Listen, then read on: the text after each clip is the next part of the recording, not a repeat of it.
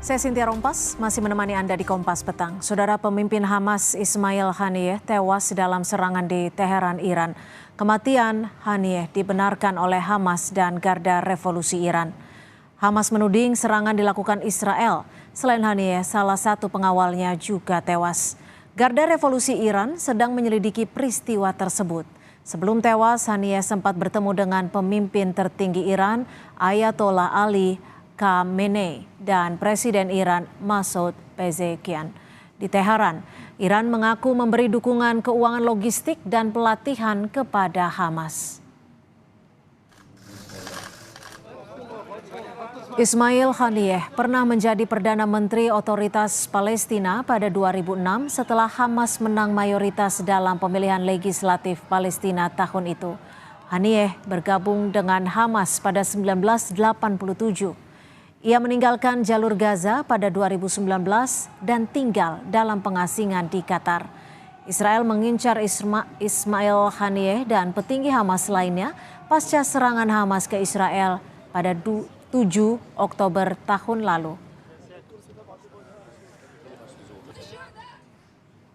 Pemerintah Tiongkok mengutuk pembunuhan terhadap pemimpin Hamas Ismail Haniyeh dan khawatir kejadian ini bisa makin memperuncing krisis di Gaza. Kementerian Luar Negeri Tiongkok meminta semua pihak untuk menahan diri agar konflik di Timur Tengah tidak semakin memanas. 事件可能导致地区局势进一步动荡，深感忧虑。中方一贯主张通过。 Lalu bagaimana masa depan perdamaian Palestina Israel pasca tewasnya pemimpin Hamas Ismail Haniyeh? Kami akan membahasnya bersama pengamat Timur Tengah Mustafa Abdurrahman. Assalamualaikum Pak Mustafa, terima kasih sudah bergabung bersama kami di Kompas Petang. Waalaikumsalam Mbak Cynthia. Iya Pak Mustafa, dengan peristiwa ini Anda membacanya akan ada aksi balasan dari Hamaskah atau akan seperti apa? Ya, tentu yang pantas membalas itu Iran. Beberapa menit yang lalu, Garda Revolusi Iran secara resmi menuduh Israel di balik tewasnya pemimpin Hamas Ismail Haniyeh dan berjanji akan melakukan balasan secara maksimal. Sebelumnya juga pemimpin spiritual Iran Ali Khamenei juga secara resmi menuduh Israel di balik tewasnya Ismail Haniyeh di Teheran dan juga berjanji akan melakukan balasan secara maksimal. Sekarang yang ditunggu kapan Iran melakukan balasan tersebut dan bentuknya bagaimana.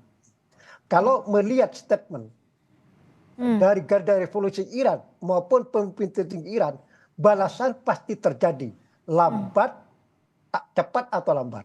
Okay. Sekarang yang ditunggu bentuknya seperti apa balasan tersebut. Dan kapan? Kapan? Oke, ini kan Iran terang-terangan mengakui Hamas. Apakah kejadian ini akan membuat Iran semakin terlibat lebih dalam lagi antara konflik Hamas-Israel?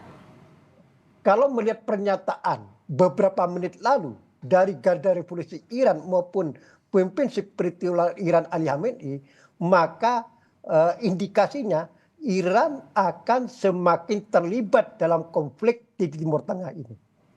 Jadi pasca tewasnya Ismail Haniyeh, aturan main di Timur Tengah itu akan berubah, di mana Iran akan terlibat langsung dalam konflik Israel-Palestina tersebut. Artinya apakah bisa dibaca bahwa peperangan di Timur Tengah ini akan semakin meluas dan semakin masif? Ya, saat ini pun sudah cukup meluas ya. Sudah bisa disebut perang regional. Karena yang terlibat perlawanan terhadap Israel itu tidak hanya Hamas, tapi Hizbullah di Lebanon, kemudian kelompok Al-Houthi di Yaman, dan Israel pun sudah melakukan balasan terhadap mereka-mereka ini. Beberapa hari yang lalu pesawat Israel sudah mengebom kota Hudaybah di Yaman. Kemudian juga melakukan serangan ke tadi malam ya, salah satu komandan militer Hizbullah juga tewas, yang namanya Fuad Syukur. Jadi sebetulnya perang ini sudah perang regional tapi masih terbatas. Nah, yang kita lihat nanti pasca tewasnya Ismail Haniyeh, ini apakah perang ini akan semakin meluas dan semakin besar Apalagi kalau Iran betul-betul melaksanakan ancaman tersebut akan melakukan balasan secara maksimal terhadap Israel. Lalu apakah Palestina juga baiknya merespon terkait kejadian ini dan reaksi yang dikeluarkan? Ya, Hamas tentu dan faksi-faksi Palestina yang lain termasuk Fatah itu mengecam keras terhadap keterlibatan Israel dalam tewasnya Ismail Haniyeh di Teheran tersebut. Sekarang di tepi barat semua kota-kota melakukan mogok sebagai protes atas atau sebagai aksi balasan terhadap tewasnya Ismail Haniyeh. Sekarang yang ditunggu jalur Gaza ini. Apa yang dilakukan perlawanan Hamas di jalur Gaza atas tewasnya Ismail Haniyeh di Teheran tersebut. Ya, lalu Anda membacanya, akankah ada sosok yang langsung menggantikan dari Ismail Haniyeh ini? Ya, itu sudah pasti, Mbak Cynthia. Jadi Hamas akan melakukan semacam misalnya kongres ya untuk menggantikan kepala biro politik Ismail Haniyeh untuk digantikan dengan pemimpin yang lain. Itu sudah pasti di internal Hamas sudah ada mekanismenya itu. Yang perlu saya tekankan di sini, tewasnya Ismail Haniyeh apakah akan melemahkan Hamas atau akan mengubur perlawanan Hamas terhadap Israel? Ini saya kira tidak.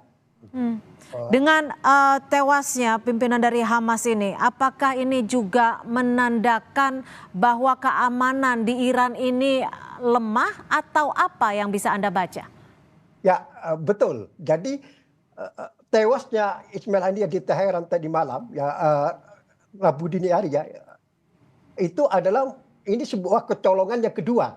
Sebelumnya kan juga salah satu ilmuwan terkemuka Iran yang namanya Mohsen Fakhrinazad, itu kan ilmuwan yang sangat berpengaruh di Iran, itu kan juga tewas oleh Mossad pada bulan November tahun 2020. Nah, ini yang kedua kalinya Iran kecolongan secara intelijen maupun keamanan dengan tewasnya Ismail Haniyeh tersebut. Oke, jika tadi Anda menyebut bahwa ada kemungkinan besar serangan balasan. Lalu jika kita menyebut serangan balasan maka ini akan saling berbalas. Apa yang patut diantisipasi agar tidak semakin banyak korban berjatuhan? Ya itu kan aturan main itu kan sudah tidak bisa dihindari. Maka aksi balas-membalas itu pasti terjadi. Israel secara politik membunuh Ismail Haniyeh di Teheran hari ini dini hari ya, itu juga sudah dia bersiap untuk menghadapi balasan tersebut, dan dia sudah melaksanakan kebijakan politik yang berdampak terjadinya aksi balas dan membalas tersebut. Makanya sekarang di Timur Tengah harus siap mendugu dampak daripada tewasnya Ismail Haniyeh di Teheran ini. Baik, terima kasih Pak Mustafa Abdurrahman, pengamat dari Timur Tengah, sudah memberikan perspektifnya di Kompas Petang hari ini. Selamat sore. Selamat sore, Mbak Cynthia.